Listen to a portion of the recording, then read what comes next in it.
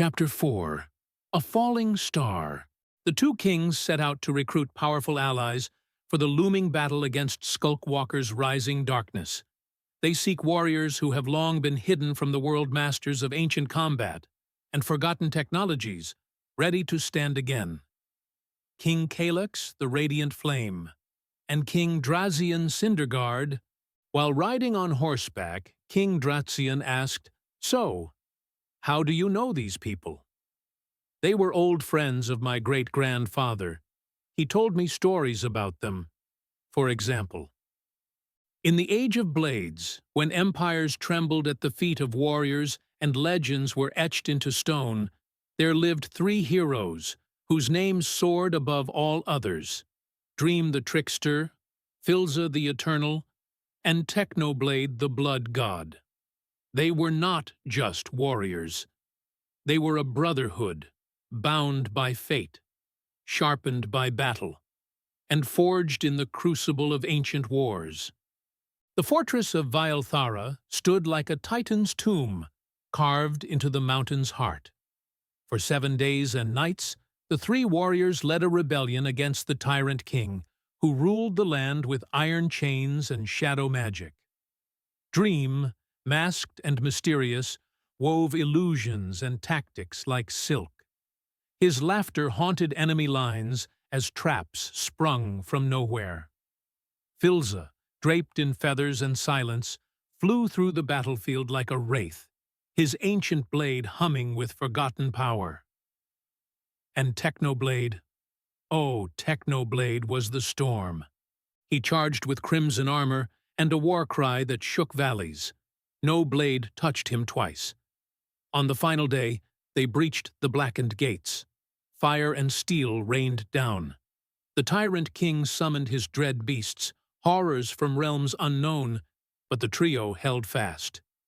Dream shattered minds. Philza danced through the sky. Technoblade fought like death incarnate.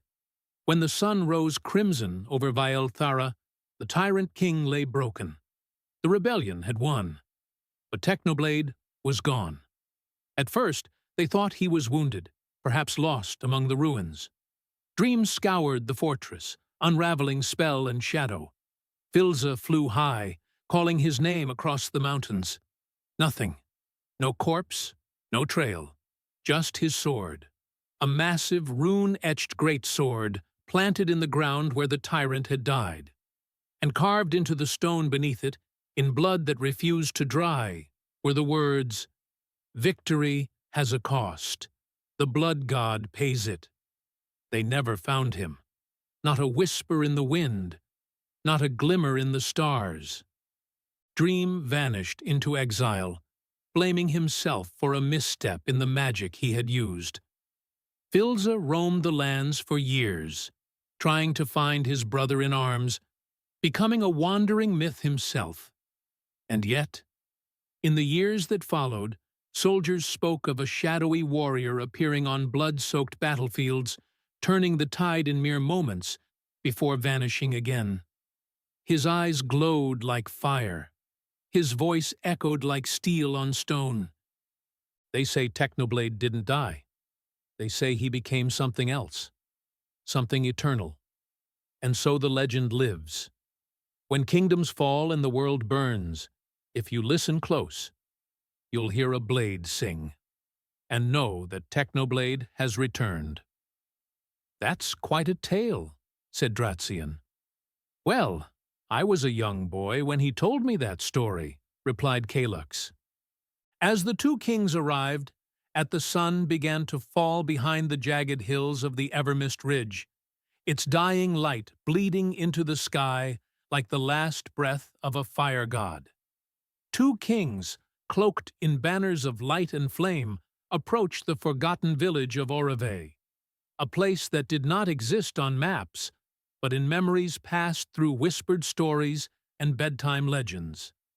King Calyx, the Radiant Flame, with eyes like twin suns and armor forged from burning sky glass, rode beside King Drazian Cinderguard, encased in obsidian and ever-burning flame.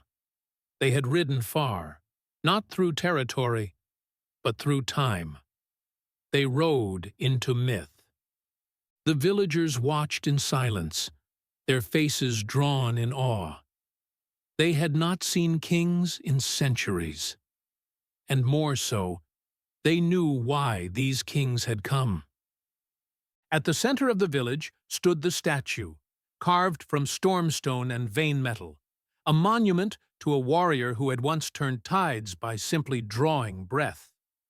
Technoblade. His figure stood still, yet alive with weight. A massive greatsword was plunged into the earth beneath him, runes glowing faintly, as though waiting for someone to finish the sentence they began long ago. At the base of the statue, etched in language now nearly forgotten, "Victory has a cost. The blood god pays it." From the shadows of the statue stepped a man, not old, not weathered, but timeless. He wore a cloak woven of raven feathers, and his boots barely whispered against the ground. His eyes were sharp, storm gray, filled with both sorrow and fire. A sword hung from his side, ancient but alive with power. Philza, the Eternal Watcher. Not a relic, a legend still breathing. "I thought we'd be left to peace a little longer," Philza said, as the kings approached. "We wouldn't disturb you if it weren't necessary," Calyx replied, dismounting. "We come seeking a warrior, a brother of yours." Philza turned his gaze to the statue. "You seek Technoblade?" "No," said Drazian, stepping forward. "We seek Dream. He vanished after the fall of Vael Thara. We believe he's still alive, and we believe he knows how to find Technoblade." Philza's expression tightened. Dream was always a trickster. He disappeared by design, slipped through shadows, tethered to no realm. After Techno vanished, Dream blamed himself, said a miscast spell, a misstep in fate, cost us everything. "And where did he go?" asked Calyx. Philza stepped closer, lowering his voice. "He retreated to the place between worlds, the Fracture Realm. It's where echoes live, places where time folds and memory solidifies into walls. But no one who's gone there ever returned." Calyx met his gaze. "We don't need him whole. We need him alive." Philza looked at the statue one last time. "If you're serious about finding Dream, then you'll need more than soldiers. You'll need belief. You'll need to walk through illusion and refuse to question what's real. That's his world." He drew a small, curved blade from beneath his cloak, not meant for combat, but for ritual. He held it out. "I will take you. But understand this. If we find him, and he helps us, then we must also prepare for the consequence." Drazian raised an eyebrow. "What consequence?" Philza turned back to Technoblade's statue. "If Dream returns, then so does he. But not as we knew him. The Blood God doesn't answer to mortals anymore. He answers to the world's end." And far away, in a realm where stars twist sideways and rivers flow upward, a figure in a green cloak sat atop a throne of illusions and mirrors. Dream opened one eye. I was wondering when they'd come looking. Behind him, in the fractured horizon, a great sword began to hum, and from the void between worlds, a whisper broke through. "He remembers." The rift opened at dusk, not with flame, not with thunder, but with a silence so total it made the world around it recoil. Beneath the shattered roots of the old world tree, where the ley lines converged, Philza drew the blade of remembrance and carved a spiral of glowing sigils into the stone. As the wind screamed in reverse, the sigils ignited, spinning faster, faster, until reality tore like cloth. The fracture realm yawned open, a wound in existence itself. "Only 3 may pass," Philza said grimly. "Any more, and the realm begins." feeding. King Calyx, the radiant flame, nodded once. His celestial armor glowed dimly, as if uncertain.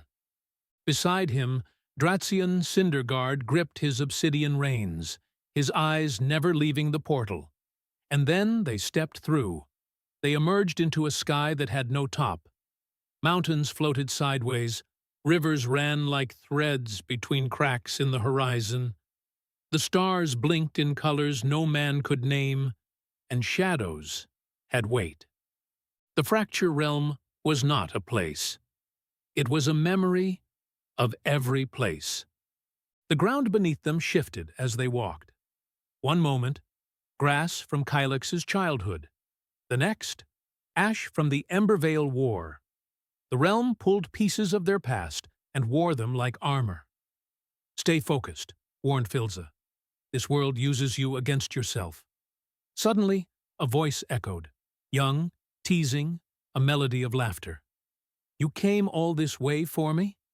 They turned and saw 100 reflections. Dream. His cloak shimmered between forms, noble robes, tattered rags, a general's armor, a court jester's garb. His face flickered between masks. Hundreds of them. None real. "Which one are you?" Calyx demanded. Dream chuckled. "All of them. None of them. That's the point." He circled them slowly, floating above broken time. "You want my help. That means things are bad." He smirked. "Let me guess. Skulkwalker is back? Or is it Malveth with his wriggling books?" Dratsian stepped forward. "Both." Dream's smile vanished. "And you came for me because—" Filza spoke, voice low but sharp. "Because you're the only one who knew where he went." The realm pulsed. The wind reversed. The sky cracked like glass. Technoblade. The name alone made the mirrors around them shatter, revealing pieces of the past. Technoblade in crimson armor, fighting alone against hordes. Technoblade laughing beside Dream. Technoblade vanishing in the smoke of victory. Dream's voice grew quiet. "I told him not to use the blade of end names. I told him it would cost everything." He turned to them, all just gone. "I can find him. But if I do, and if he returns, he won't be who you remember. He's been fighting a war beyond the stars, in a place where time has no edges." "He's what we need," said Calyx, "even if he's no longer what we knew." Dream was silent for a long time. "You think having Technoblade will help you win this war? He's much more than a blade." Then he lifted his hand and snapped his fingers. A portal opened, a long corridor of red mist and roaring silence. The walls were made of names that had been erased from history. At the far end, a crimson light pulsed like a heartbeat. "That's where he is," Dream said, "beyond the Echo Gate, trapped in an eternal duel against the unnamed. He's been holding the line for us all this time." But it closed. Filza knew why, but the two kings didn't. But then, in a blink of an eye, they returned to the normal realm, and Dream was with them, only to hear a loud explosion. They looked to see the distant horizon, in the heavens where once only stars dared float. Stellavern Spire, the city of skyglass and radiant flame, the throne of the Star King, was under siege. A massive explosion bloomed like a dying sun. A wave of searing red light washed across the sky, and burning fragments rained down like falling comets. The spire trembled. Towers of crystal cracked and fell in slow motion, like tears from a shattered god. From within the explosion's heart came tendrils of shadow, coiling and pulsing, skulk-laced with void fire. Filza's voice turned to steel. "He's making his move." Calyx stepped forward, fists clenched, eyes blazing. My city, Drazian growled. So this is how it begins. Dream didn't look away from the destruction. His voice was calm, too calm. This wasn't supposed to happen yet. The sky was wrong. A violet scar stretched across the heavens, crackling with eldritch lightning. High above the land, Stelavern's spire, once a beacon of radiant order, hung broken in the sky, falling not like a stone, but like a slow, deliberate punishment. Chunks of sky glass drifted down like burning snow. Gravity itself bent in mourning. From a distant ridge, Calyx, Drazian, Filza, and Dream stared up at the horror. And at the center of it, not a king, not a general, but a thing wearing a face. The Skulk Walker stood at the broken heart of Stelavern, its body wrapped in tendrils of ancient corruption, armor fused with fungus, flesh laced with void thread. It had once been human. Now it moved like memory, twitching, stuttering, existing between seconds. Its voice, broadcast through 1,000 corrupted towers, echoed in a dozen tones. This city remembers too much. Let it sleep. The skulk spread like fire, but colder, hungrier. Structures twisted into fleshy growths. Sky bridges collapsed as the infection rooted deep into the city's levitation cores. The spire was sinking, drawn downward by its own history, and by Walker's will. Drazian landed in a wave of fire, striking back the crawling horrors that spilled through the avenues. The whole city's infected. Filza soared through fractured glass, saving a dozen civilians from a collapsing balcony. We can't cleanse this. We're too late. Where's the core? Calyx shouted, eyes wild with fury. Dream landed beside him, grim. There is no core anymore. Skulk Walker fused with it. The city is him now. As if to answer, the spire groaned, a deep, otherworldly wail, like stone being taught to scream. Tendrils of skulk ripped upward from the foundations and dragged entire towers into the central mass. The spire was becoming a cocoon. Inside the throne chamber, now barely intact, Calyx found his son, still alive, pinned beneath a collapsed beam of starlight-forged stone. The glow of the spire's failing core flickered across his bloodied face. His eyes were open. Father. Calyx dropped his blade and ran to him. He knelt, straining to lift the beam, the heat of it searing through his gauntlets. I'm here, he said. Hold on. You'll be okay. You'll... A shadow moved behind them. Fast, silent. Filza's blade intercepted it, mid-strike. A twisted skulk horror shrieked as it dissolved. But it was too late. A thin, black tendril of skulk had already pierced into the boy's side. Pulsing. Feeding. His son gasped, then relaxed. Too much. His chest rose once, then slower. His voice softened into a distant, fading thread. It's getting quiet. Stay with me, Calyx begged, lifting his son's head. The boy looked up, but the light in his eyes was dimming. Your name, the boy whispered, blinking, confused. I forgot. His gaze drifted past his father, to the burning sky, to nothing. Then he went still. Calyx didn't move, didn't speak. His arms trembled. His hands clenched until blood dripped from his palms. His son's body sagged in his grip like a torn banner in a ruined hall. Outside, Stelavern screamed as it died. He stood, not slowly, not with hesitation, but with the cold, snapping clarity of a man who had just lost everything. Evacuate who you can, Calyx said, voice empty. Then torch the rest. Dratsian landed hard, face covered in soot and blood. He met Calyx's eyes and saw no tears. Only war. I'll light the skies. Philza touched Calyx's shoulder. I'm sorry. Calyx didn't look at him. Dream hovered above the broken throne, watching the black tendrils rise through the city like roots. This wasn't conquest, Dream said. Calyx's jaw tightened. It was a message.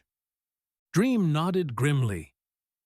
Skulk Walker doesn't want to win. He wants to unright us. The last of the survivors flew from the burning sky on flame wings and shattered gliders, scattering like feathers in the storm.